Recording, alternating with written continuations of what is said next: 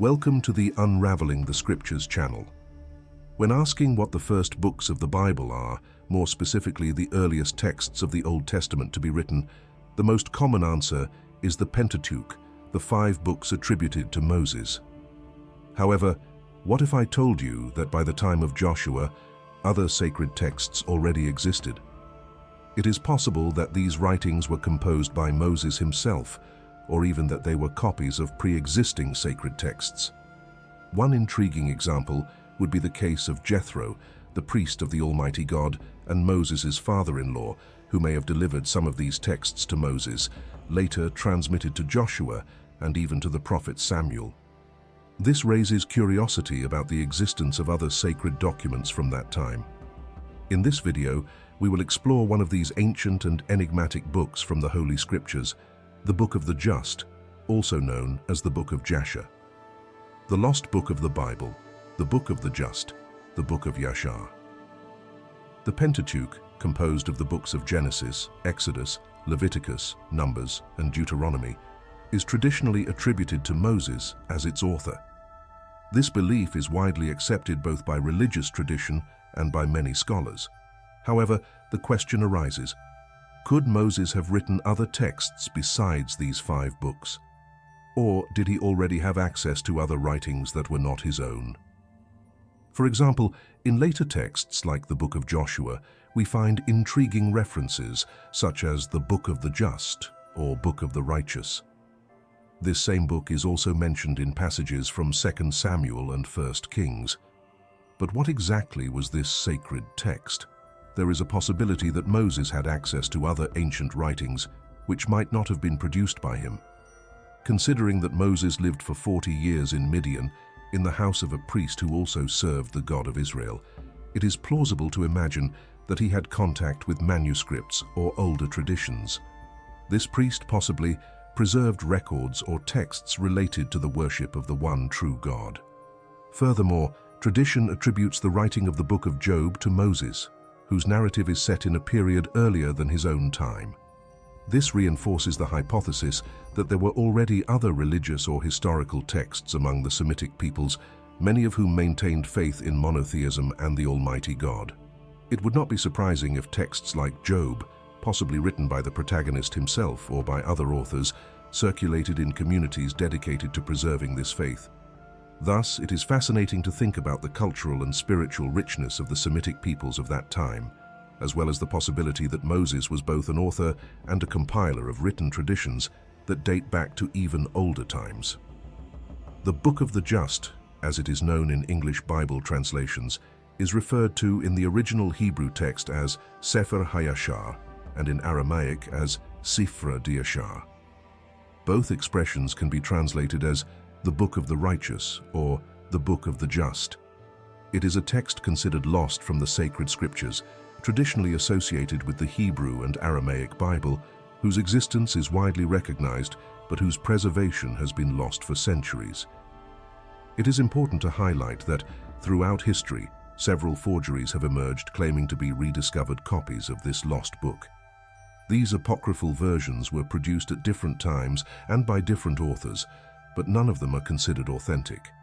To this day, there is no manuscript that can be confirmed as a true copy of the Book of the Just, reinforcing the idea that the original text is completely lost. Despite this, the Book of the Just is widely mentioned in the Hebrew Bible, with at least 2 direct references in Old Testament texts. A third mention is also frequently associated with the Book of Kings, although there is debate over its interpretation. These references point to the historical and spiritual importance of this lost document, which presumably contained records of significant events or valuable teachings related to the Hebrew tradition. The first mention of the Book of the Just occurs in the Book of Joshua.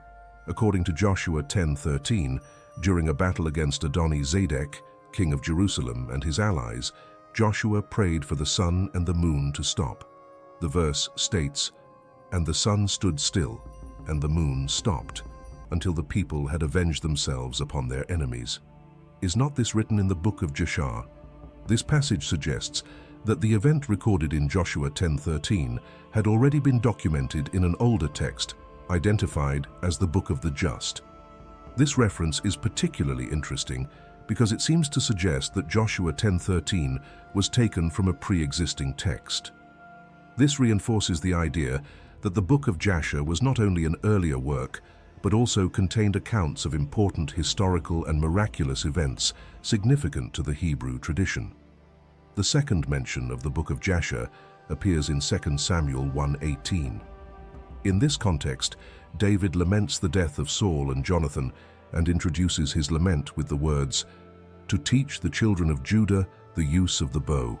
Behold, it is written in the Book of Jasher."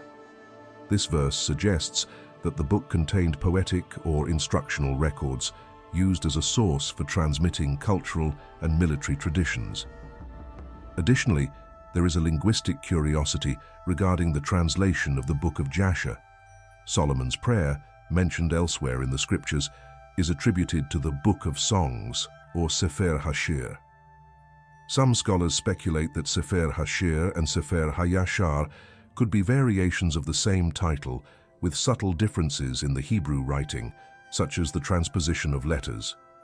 These references suggest that the Book of Jasher played a significant role in preserving historical events, hymns, and important teachings for the Israelite tradition.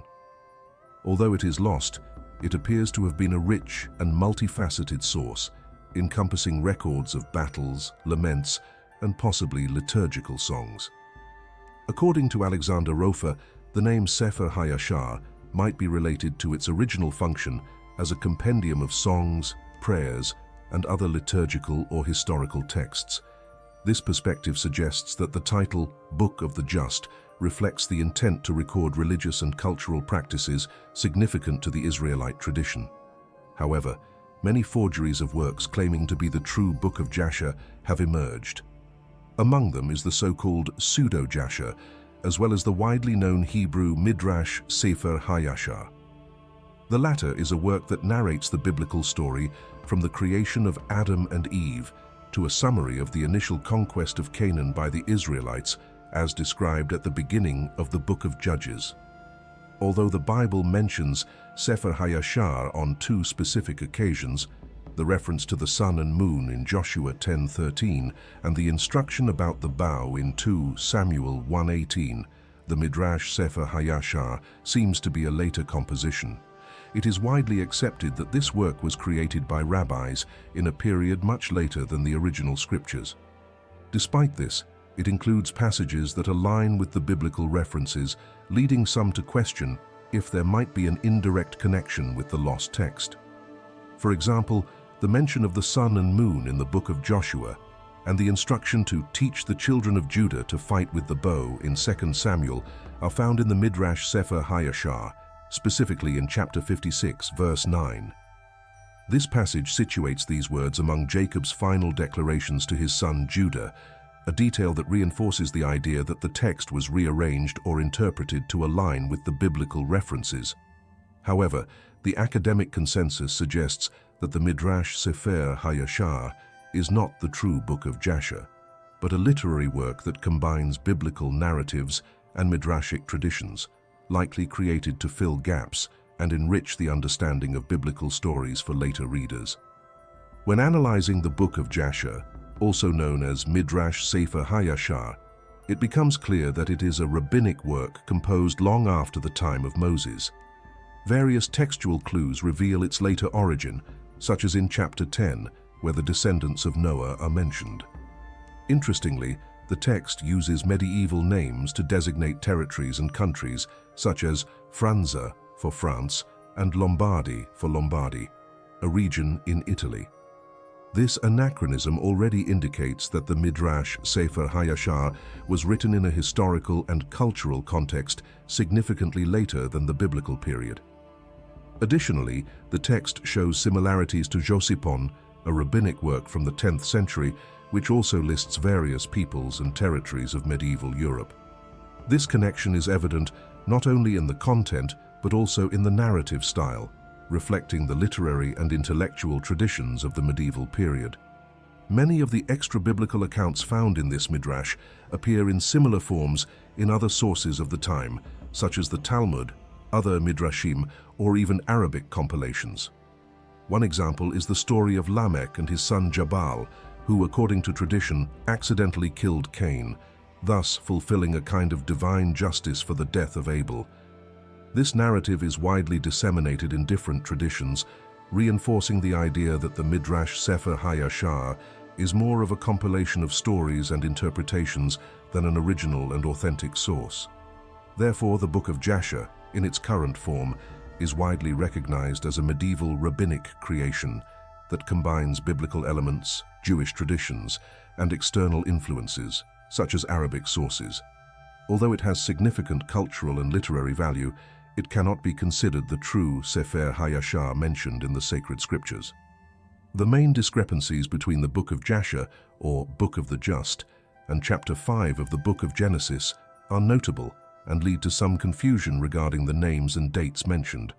First of all, the Book of Jasher states that a son of Seth passed away in the 84th year of Noah's life, referring to him as Enoch, while the biblical text of Genesis identifies this son as Enosh. Additionally, in Jasher, Enoch, actually the son of Jared, is confused with Enos, creating a significant disconnect between the two sources. Another important discrepancy concerns the dates of death for Jared and Lamech. According to Jasher, Jared died in the 336th year of Noah's life, whereas Genesis states this number as 366. As for Lamech, the Book of Jasher claims he died in the 195th year of Noah's life, instead of the 595th year described in Genesis. Furthermore, Jasher presents different lifespans for Lamech, 770 years rather than 777 years as in Genesis, and Methuselah, 960 years instead of the 969 years indicated in Genesis. These variations in numbers and chronological data make the Book of Jasher full of discrepancies when compared to the biblical text. The Book of Jasher also shows characteristics that suggest it was written in a later period, likely between the 15th or 16th centuries, possibly in Italy. This historical context explains some of the differences from older biblical texts and also illustrates how the version of the book was influenced by later traditions and understandings of biblical genealogy and narratives. One example of this is the genealogy of Abraham, where Jasher omits the mention of Canaan between Arphaxad and Shelah, a difference that aligns the book with the Masoretic text and the Samaritan Pentateuch, but conflicts with the Septuagint and the genealogy of Jesus, as recorded in Luke chapter 3. Another significant divergence can be observed in the account of God's test for Abraham involving his son Isaac. In the Book of the Just, chapter 23, verses 50 to 51, when Isaac sees the fire and the wood and asks Abraham about the lamb for the burnt offering, Abraham's response is quite different from the one found in Genesis. Jasher states that Abraham replied, "The Lord has chosen you, my son, to be a perfect burnt offering in place of the lamb," which completely contrasts with the answer given by Abraham in Genesis, where he simply says, "God will provide himself a lamb for the burnt offering." These variations are not merely matters of interpretation, but rather indicate that the Book of Jasher, in addition to containing clear discrepancies with the traditional biblical account, may also reflect cultural and religious influences from a later period. Therefore, we can assert that this midrash, known as the Book of the Just or Sefer HaYashar, is nothing more than a pseudo-epigraph, meaning a work with a false authorship, claiming to be an ancient and sacred text, but lacking historical or genuine backing. It is a text that, despite being attributed to biblical figures like the righteous, is widely considered a literary work of later origin, with various inconsistencies and distortions when compared to the Bible. The true Sefer HaYashar has been lost over time, but perhaps with recent archaeological discoveries, such as the Dead Sea Scrolls and other textual finds, we may still find traces, or even the lost book itself. Archaeology has uncovered many ancient texts, some over 2,200 years old, which makes us believe that recovering authentic biblical documents, like the Sefer HaYashar, is still a real possibility. Given the nature of discoveries made in archaeology and manuscript studies, I have no doubt that more revelations may occur in the future. Still, the Book of the Just remains full of inconsistencies, with various points that conflict with the sacred texts. One example is the narrative about Moses after he killed the Egyptian and fled from Pharaoh. According to this midrash, Moses did not flee to Midian, as described in the Book of Genesis, but to the land of Cush, a region corresponding to modern-day Ethiopia or Sudan. Additionally, Moses' age is altered. The text states he was 18 when he fled, instead of the 40 years mentioned in Genesis. These discrepancies are evident and highlight the distance between this tradition and the biblical account. Another controversial point in the midrash is that in the land of Cush, Moses was made king at the age of 27 and reigned for 40 years, being deposed at the age of 67. This episode presents even more divergences with the sacred texts, where Moses' journey is different. The midrash also states that Moses confronted a sorcerer named Balaam, identified with Balaam, who caused a plague of serpents that bit the people of Ethiopia. Moses then used large birds to capture and destroy the snakes in order to save the people. This account is entirely atypical when compared to the biblical stories of Moses, where he does not have such a fantastical encounter with serpents. Furthermore, according to this text, Moses married a woman named Adoniah, a detail that is unsupported by the biblical texts, where Moses' wife is described as Zipporah, the daughter of Jethro, the priest of Midian. These differences clearly demonstrate that the Book of the Just, although influential in some Jewish and other religious traditions, is not a canonical text nor a reliable historical source. Its nature as a later literary work is evident, and while its reading may offer interesting alternative accounts and interpretations, we cannot consider it a faithful representation of biblical events. The text is completely disorganized regarding the chronology and geography presented in the Book of Genesis. In reality, Moses went to the land of Midian, which corresponds to the northern region of Saudi Arabia, where he married the daughter of Jethro, a priest of the Almighty God.